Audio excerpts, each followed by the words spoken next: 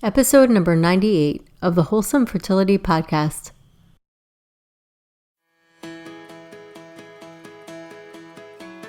Welcome to the Wholesome Fertility Podcast. I'm Michelle, a fertility acupuncturist here to provide you with resources on how to create a wholesome approach to your fertility journey.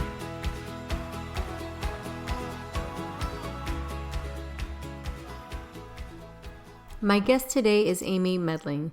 Amy is a best-selling author of Healing PCOS and a certified health coach, specializing in working with women who have PCOS and are frustrated and have lost all hope when the only solution their doctors offer is to lose weight, take a pill, and live with their symptoms.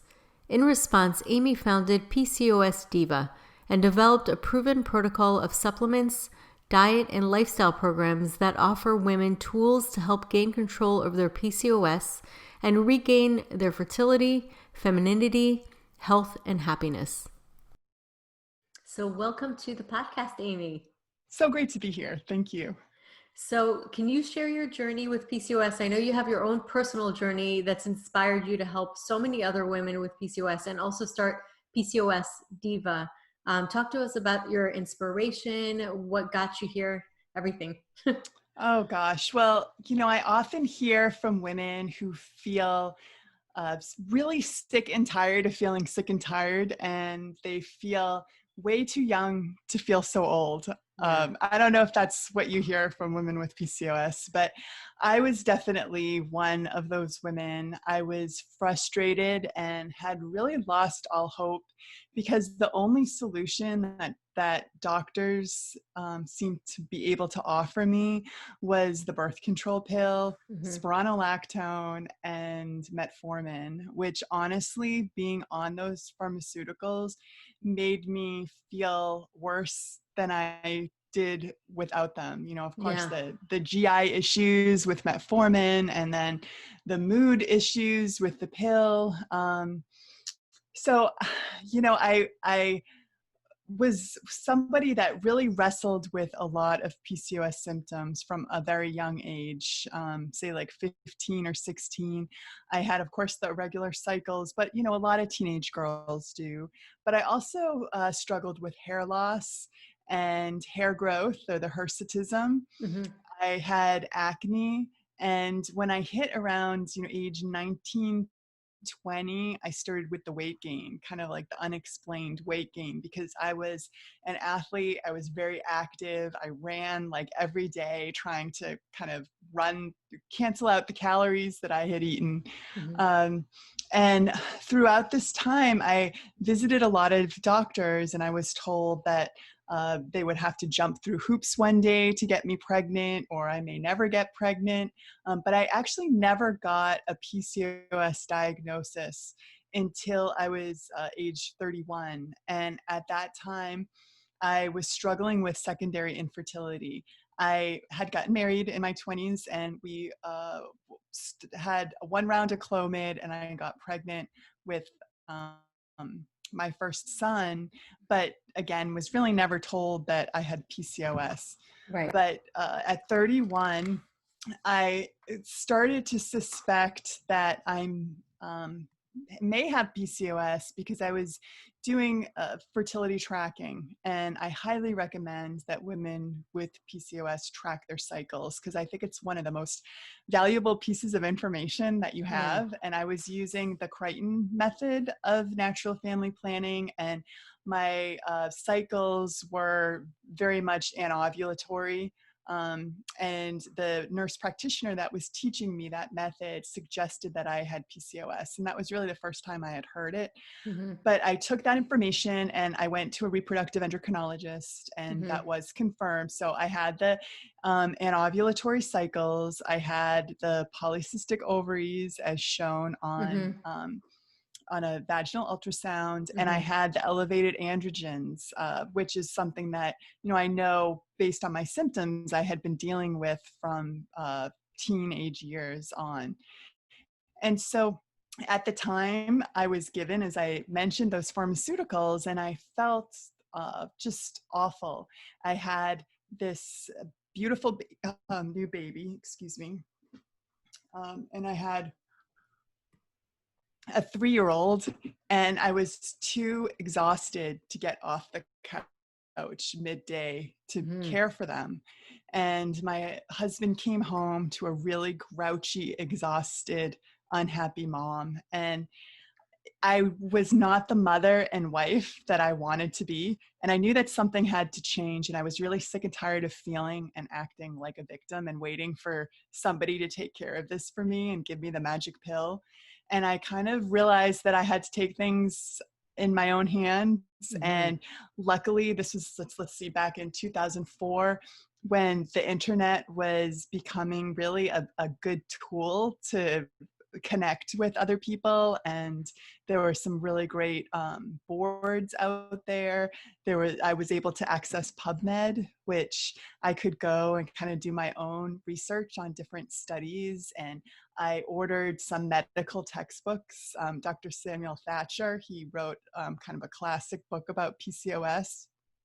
And so just doing a lot of research and trial and error, to make a long story short, I uh, sort of discovered a protocol of diet and lifestyle that changed my symptoms and helped me to really feel a lot better, to the point where when I had my blood work taken, I mean, this was over the course of about a year or so, when I had my next checkup and had my blood work taken, my testosterone had gone down, Mhm. my blood sugar and H1C had, A1C had improved, and there were a lot of markers that my doctor was really surprised to see such improvement when she knew I I love wasn't it when taking they any get drugs. surprised.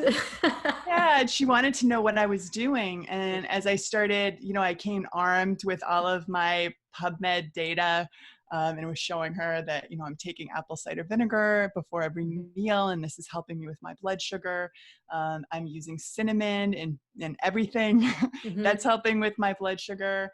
I'm taking fish oil, and I've been taking vitamin D, and now my vitamin D levels are normalized. And I really think that this is helping Mhm. things. And so she was surprised, and over time we developed a really nice relationship, to the point where she would kind of pass along emails of her other patients that also couldn't tolerate pharmaceuticals, and she didn't really know what to do. Mhm. So they would reach out to me to say, well, what's your secret?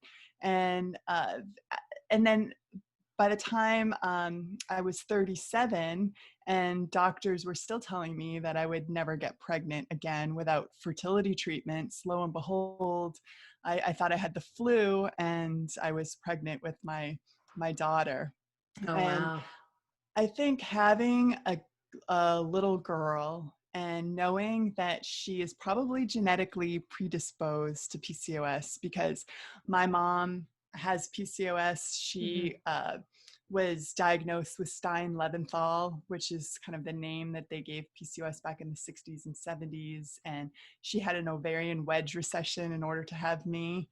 Um, and my sister has it. I look back at both grandmothers, I think, had it. So I think, I knew that my daughter might, have a chance of inheriting my genetics, but I wanted her to know that having PCOS wasn't this negative thing that I thought it was. It's really an opportunity to take really good care of yourself, Mhm. to empower yourself, and to live life like a PCOS diva, which is, what I call the lifestyle that I live. And, I want her, as she's age 11, she knows what she needs to do to really take control of her health and the way she feels with diet and lifestyle. So that's my story. That's awesome. That's an awesome story. Just a quick question. I had a question as you were mentioning this about, you had mentioned that the doctor said you would have to jump through hoops to get pregnant. This is before, so what he knew, or before you were diagnosed with PCOS. So what was his basis on that? Well, I remember when I was about 18, and I was in the college clinic, and I hadn't I think I had gone about 3 or 4 months without a cycle. So Mm, I imagine it was just those anovulatory cycles. right. And I was not on the pill at that time. And, of course, they said we need to get you back on the pill so that you can have those, they're not periods when you're on the Right. pill, but to have those bleeds. And that's what I did. And I was on the pill on and off for, gosh, about 13 years. Yeah. I had a very, very similar story. I don't know that I was diagnosed with PCOS, but I mean, I had acne. So who knows? I may have had it, but I was also had 3 months where I would get my period. Went to an acupuncturist, and he helped me. So that's where I think that we all get inspired by our own symptoms and our own journeys physically.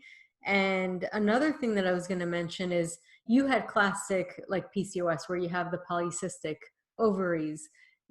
However, that doesn't always happen for PCOS patients. Not everybody has polycystic ovaries, as the name would say.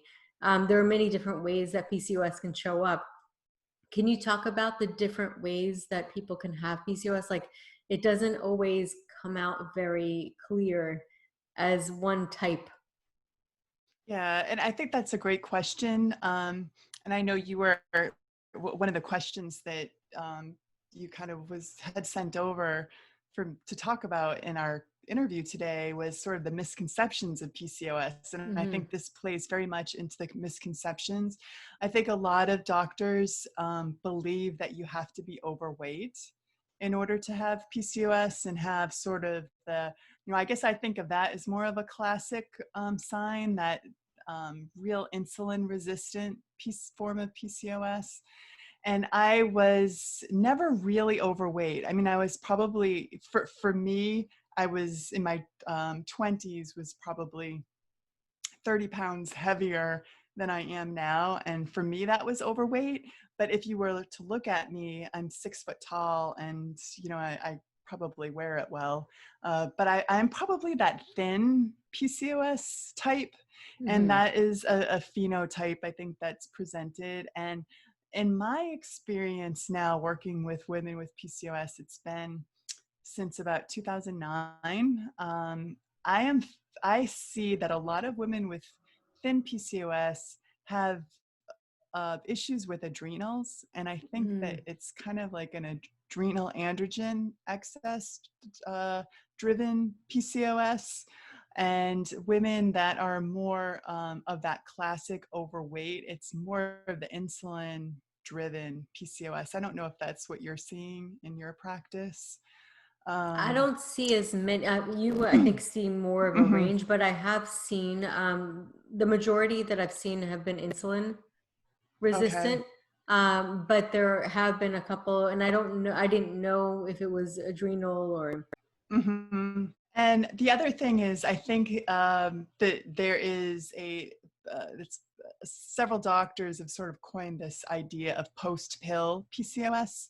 Mm-hmm. Dr. Laura Bryden and Dr. Jolene Brighton, they Mm-hmm. both write about that, that after coming off of the pill, you can have symptoms that mimic PCOS, Mm-hmm. but you may not really have sort of true genetically, inherited PCOS. Right. Um, and so again, there's like this big list really that people get checked off, and not all of the check marks are the same throughout, which is, I think, why it's so difficult, or it takes so many years for doctors to actually just diagnose PCOS.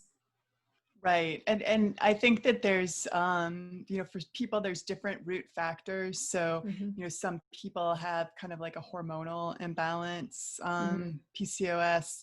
Others have more of an inflammatory sort Right. of type of PCOS.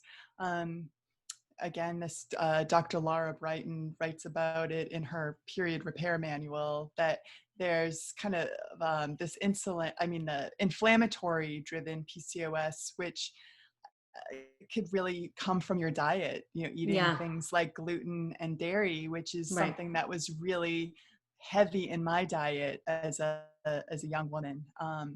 So I often wonder if that might have been the genetic trigger, was that inflammatory diet that I had. Um, and then, of course, the insulin resistance is a real trigger for a lot of women with PCOS. But there are women that, you know, are on kind of that thinner side that don't, they might not even have insulin resistance picked up on blood work. Right. So it is tricky, and there's a whole array of symptoms, and you might be able to check off every one of those symptoms, you know, from skin tags and the hirsutism, you Right. And know, the to dark irregular skin, menstrual. like around the neck. Yeah, Yeah. right. And you know, some women with PCOS get kind of boils on their skin. Gosh, I mean, there's just so many things over the years I've uncovered that women with PCOS are at higher risk for dental issues like gingivitis and periodontal Right. diseases. Because it's To hear it inflammation. Yeah. exactly, and hearing loss, high frequency hearing Wow. loss seems I to didn't be hear that. a symptom of PCOS as well. Yeah, it's really kind of crazy. And also that there's an autoimmune component that tends to, and then there's also a link between a lot of PCOS patients and Hashimoto's. Yeah, that's great that you brought that up. So there is a big link between hypothyroidism and PCOS, and I think that's one of the things that doctors don't really pick up. And you can have the autoimmune version, you know, of hypothyroidism, which is Hashimoto's. And that's why I really recommend that women push their doctors for a complete thyroid panel Right. that tests those thyroid antibodies. A lot of doctors don't want to do that. They just want to do TSH, but Right. that's where you really need to bring your data and show your doctor that look, I'm at high risk for you know, autoimmune thyroid issues like Hashimoto's or even Graves'. There's some women with PCOS that have Graves' disease, which is kind of on the other side of autoimmune thyroid. So, and then it does seem that once you have one autoimmune issue, you are at higher risk for others as well. Like I've lately been hearing from a lot of women with PCOS that have psoriasis, Oh, wow. which is interesting, or you know, have some like rheumatoid arthritis symptoms. So it's really important that you get those you know, autoimmune issues under control. And there's so much that you can do with diet and lifestyle. Totally. And it's interesting you ended on that because you mentioned genetic trigger, and it's such an important point because genetic trigger means you really, in the end of the day, are not your genetics are not your destiny. There's something called epigenetics, and there are certain triggers in your environment that can cause that to awaken, and which is really basically what you do in a nutshell. I mean, you've been able to de-trigger your body by changing your lifestyle with supplements and diet. Yeah, and I called my book Healing PCOS because I believe that there is kind of this continuum of healing. Like you're never completely healed. And if I were to go back to my old way of eating, kind of that standard American diet full of refined flours and dairy and sugar, and processed food, all of those crummy PCOS symptoms would come back. But Yeah. I think that we can continue sort of on this healing journey, Right. and diet plays a huge part of that. Sleep, stress reduction, exercise, supplements, mindset. I think those are all really important as well. Yeah, absolutely. And so what are the things that you personally have taken out of your diet that's really helped you? You mentioned a Yeah. few. So I really believe in kind of Pareto's principle. Like Mm-hmm. if I eat really well 80 to 90% of the time. Mm-hmm. But I don't like to say that I'll never, ever have a particular food that I truly love Mm-hmm. again. Yeah.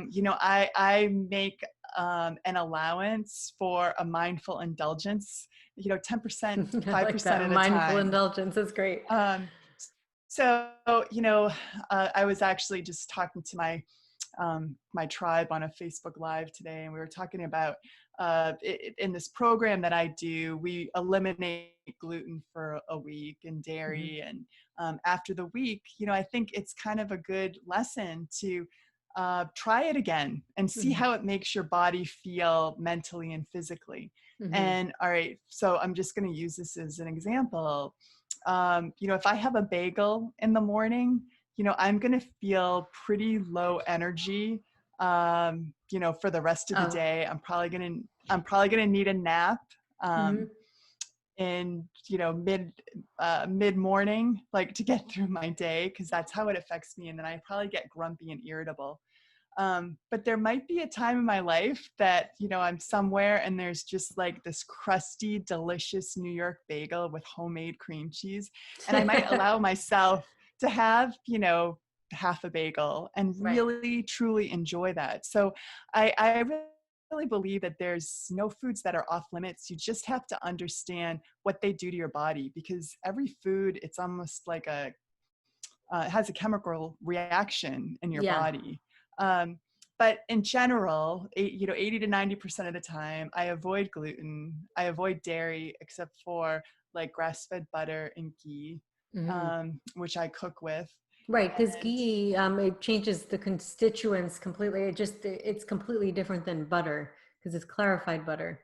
You just yeah, well, get basically the fat. there's no protein. Yeah, it's just the fat. And then I eat lots and lots of plant-based food. I'm not vegetarian or vegan. I think Mm-hmm. that in my experience, women with PCOS need to have some animal protein in order to kind of manage their hormones and Mm-hmm. feel grounded. But clean animal protein, free range eggs and wild fish and grass fed beef, Mm-hmm. organic chicken, and then making sure that I'm getting plenty of healthy fat. So we talked about the grass fed butter and ghee, but Mm-hmm. things like avocado and avocado oil and fish oil and nuts and seeds and nut butters, olive oil. So all of those things, fat is very important for Mm-hmm. managing hormones, because you need that cholesterol in order to build the hormones. And Right. it's interesting, a lot of women with PCOS that are really suffering, you look at their cholesterol numbers and they're really low. They're not getting enough cholesterol to make the hormones that they need. Right. That's interesting. And what's interesting is we came from an era where fat was bad and Hmm. sugar was not so bad. Right, We're right. changing that whole perspective, which is Hmm. interesting because sometimes people are still in that era where they're like, fat, increase fat, what? Like, that's not good. I'm not supposed to have fat.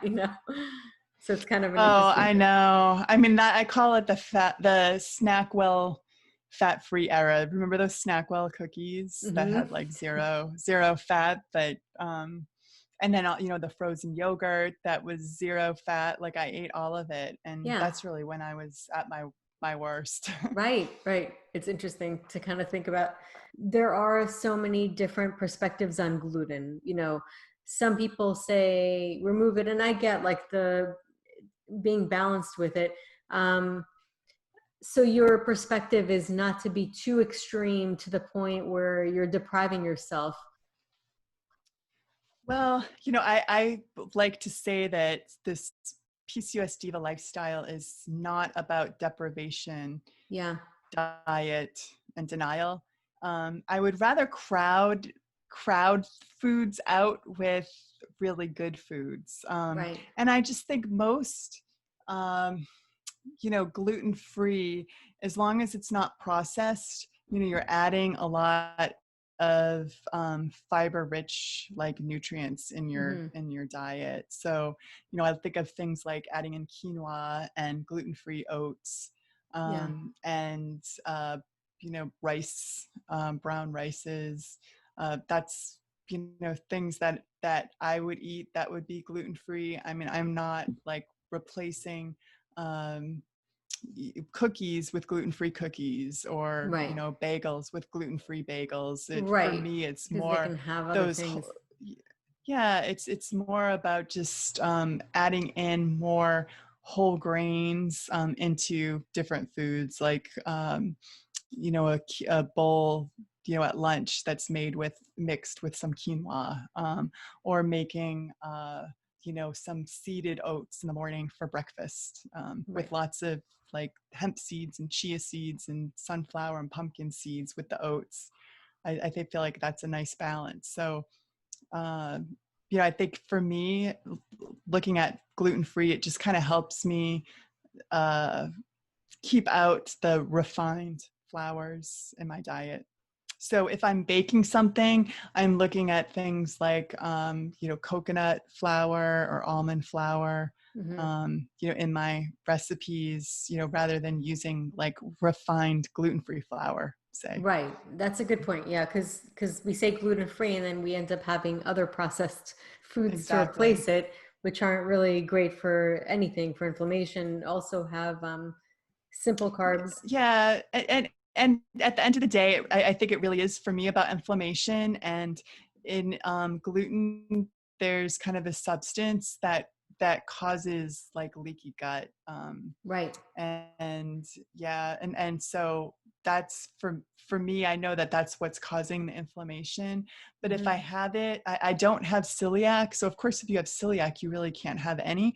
Yeah. But if I have a little bit from time to time, it doesn't you know that 5% isn't Hmm. going to make the huge difference. But that's what I've figured out in my body. Yeah. And that's what I encourage everybody to do, is to figure out what foods, how foods make you feel, and eat those that make you feel the best. Yeah, I mean, honestly, that's the best thing to do is really get into your body Hmm. and feel it because your body will let you know if something Hmm. doesn't agree with it. You'll know, you'll feel it.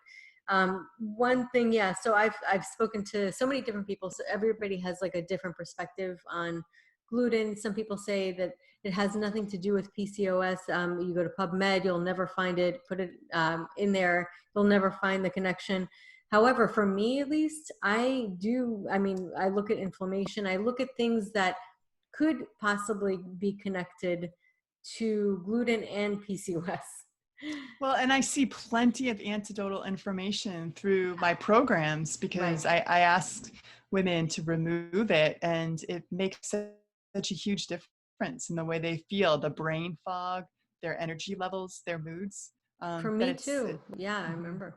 I used to have it in my 20s. I mean, I'm gluten free now, but when I was in my 20s, I remember going out for lunch, and if I had pizza, I'd come back to work and I couldn't function. I absolutely could not function. It was like complete brain fog. I was so tired. And I think about my energy in my 20s compared to my energy today. I have way more energy today in my 40s than I did in my 20s. And the only Mhm. difference really, I mean, the big difference was gluten. Mhm. I Yeah. mean, I mean, probably a so couple of it's other things too, but yeah, but I think that that was the big thing because I remember after eating any gluten, I'd be exhausted. I couldn't get myself off the floor. I know. I mean, the proof's in the pudding, right? Yeah. And also, I love the fact that you're saying I see it anecdotally. I think that we would be really silly to not just use our observations, and it's silly to wait on a study which takes millions of dollars a lot of times to prove Yeah. what we believe or know is right based on our own experience and the Well, experience of our yeah, I mean, that's a clients. great point. And I could tell you, so I've been in this space for many years now, and I've gone to different meetings of the the American Androgenic Association and different NIH workshop calls. And, what I find is nobody's going to fund a study if they can't make money off of it. And I actually went to, I think it was a meeting of the Androgenic Society, and they were talking about how great Nutrisystem is for women with PCOS, because Nutrisystem sponsored a study, and they gave these women the Nutrisystem meals, and now they had all this data saying that this is like a great treatment for women with PCOS, and those meals are just full of chemicals, and they're not whole foods, Right. but it was funded. It's just so incredibly hard to get funding for anything related to PCOS, especially if there's no money in the end result. You're not looking at a drug, or so if you're looking at lifestyle changes in PCOS, it's very hard to find funding. So I do think that we have to kind of rely on anecdotal information in a lot of ways. And our logic. Exactly. I think it's, yeah, because we have it for a reason. I think you bring up such a good point, and it really makes so much sense. I mean, who's got $1 million just because they're curious to see what happens? Mm-hmm. It doesn't work like that in this world. I mean, unfortunately, people are going to, spend that kind of money knowing that they're investing it. And that's just, it's just the way it is. It's the way it goes. Unfortunately, you're right. And it's sad because such a large percentage of the female population has PCOS, yet the budget for the National Institute of Health for PCOS, it's like a 0.1% or 0.01%, I can't remember, is dedicated for PCOS research. It's like minuscule. So Wow.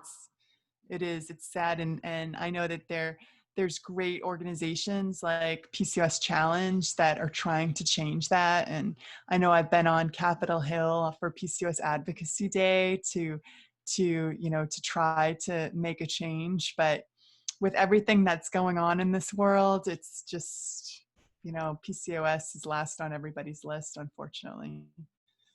But fortunately, there's people like you bringing a voice to, based on your own perspective and your own experience, and people are listening and they're really getting influenced by it. So that's great. Oh, no, I mean, I feel very fortunate to be able to have a voice and to make a difference. There's so many women that are suffering, and there's so much hope, and there's so much that you have within your control. I write in my book that there is a magic pill, and it's you. You are the magic wand. You are the magic pill. There's so much that you can do to I love feel that. better and take control over your PCOS. I love that. I write down all these things that my guests say that I'm like, yes, I love that. You are the magic pill. And that really is what it comes down to. I think that we've been tricked into believing that we need to depend on so many other things. I mean, a lot of times the solution is right in front of us and it's so simple. And maybe it's too simple. We think we need to pay more money for it, but really it comes down to the simplicities. One thing too that I noticed is a big hurdle for a lot of people. You mentioned the standard American diet. Diet in general is such a lifestyle. It becomes such a comfort for so many Mm-hmm. people. And that's why it's so difficult for people to change. I kind of liked your reframe on how you're not so much eliminating, but you're crowding in good stuff. How do you work with people that have had one specific diet that they've gotten so comfortable with all of their life to change and consider something different? Mm. Well, I think the important thing is that you make small, consistent steps slowly over time, but you keep taking steps forward. And one of the first things that I ask clients to do is increase the amount of water that they're drinking, starting Mm-hmm. with warm water and lemon first thing in the day Mm-hmm. before they have their coffee. You're shaking your head, so it's Yeah. probably Oh, I something tell that's my in patients your routine all too. the time. And also, it's an Ayurvedic thing because it It kindles is. Agni, Chinese medicine. Also, Mhm. there's a fire, the yang. It's important for your digestive system. Exactly. It kind of acts as like a mild laxative and kind of gets things going in the morning. And it hydrates you. It helps with the lymph flow, and it's just a very easy thing that you can do and add into your day. And just increasing the hydration, which is good for your adrenals. Mhm. Maybe adding some electrolytes, but not like Gatorade, but Right. I have a good electrolyte product that I use, and then adding more greens. So adding greens to every meal. So whether at breakfast, that might look like some greens or green powder if you feel like you can't stomach greens in the morning in your smoothie. One of my favorite things to have is just some mixed greens with like a light balsamic vinaigrette then I'll have that as a side with some eggs in the morning, Mm-hmm. or put greens in a egg scramble, or have some avocado toast with some type of like sprouts on it. But Mm-hmm. just finding creative ways to add some greens in the morning, and then at lunch, whether it's a salad or a soup with kale or greens in it, and then of course having some veggies. And when I say greens, it doesn't have to be kale or spinach. It could be any kind of like zucchini or gosh, there's so many things. Yeah, there are Green so many things. beans, Once you actually start yeah, thinking about it, it's Brussels not that hard. sprouts, broccoli, yeah. But women with PCOS, I find that we're often overfed and undernourished, and we need a lot of nutrients for our bodies to work properly. And the best way to do that is to increase your veggies throughout the Mm. day. So if you kind of focus on those two things, it's amazing what a big difference that will make. And Mm-hmm. then it will just kind of help propel you forward. You'll feel better. The greens kind of give you a light yin sort of energy. Mm-hmm. You start feeling better. The water starts to make you feel more alive. And then you kind of it's all about momentum. You build momentum to start making some other small tweaks in your day. Right. And I really recommend that women with PCOS make sure that at every meal or snack that they're eating not just carbohydrates. Like if you're going to have an apple for a snack, you want to make sure that you're also combining that with a fat and protein. So Mm-hmm. have some nuts. Make sure that your breakfast has protein and fat. That will help you to keep you satiated and help balance your blood sugar, which is so important. So I promise you, if you just make those like 3 tweaks in your diet, you're going to feel a lot better, and it's not going to feel so overwhelming. That's great. I love it because it's simple. It's something that people can digest. I love the book Atomic Habits because he talks about Mm-hmm. that, about like you can make such huge impacts with very, very tiny things, tiny steps. So I think that that's really the trick Yeah.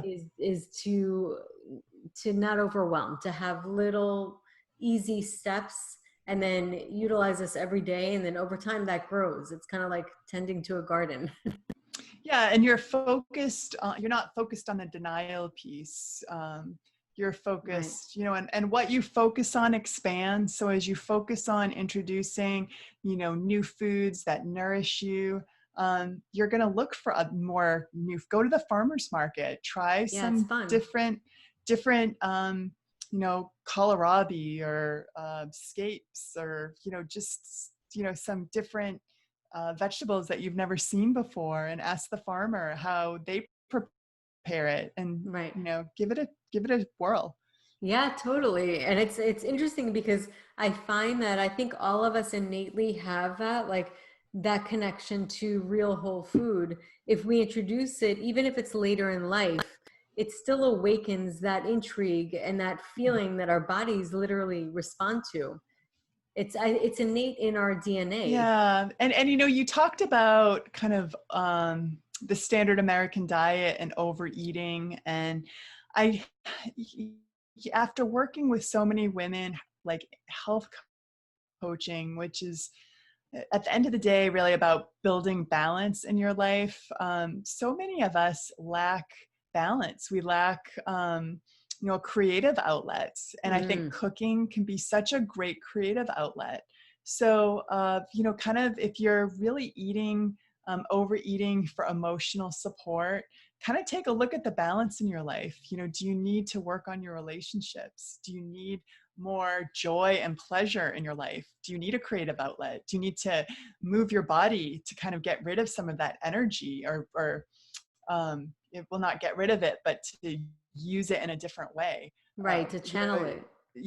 To channel it. It's about creating balance, and finding things that kind of put you in that flow state, and that state of bliss.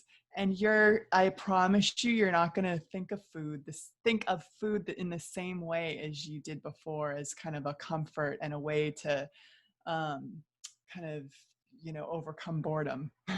Yeah, I love that. I think that that's so great. I love everything that you're talking about. This has been such a great conversation.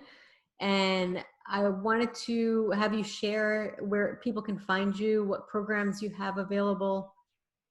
Oh, sure. So I have a website, and it's at PCOSdiva.com.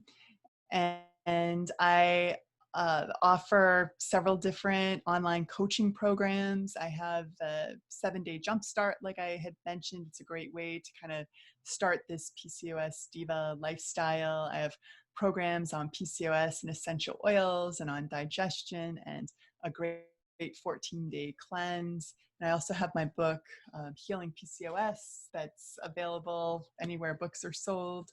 And you can find me on social media, and really anywhere, Pinterest, Instagram, Facebook, Twitter, at hashtag PCOS Diva. Awesome. Well, it has been such a pleasure having you on. I've been wanting you on for a while. I've been watching and following you, and I love your story. I love what you're doing, and you have a gift of simplifying it and making it really friendly. This whole change in lifestyle, making it easy and digestible, which I think is great.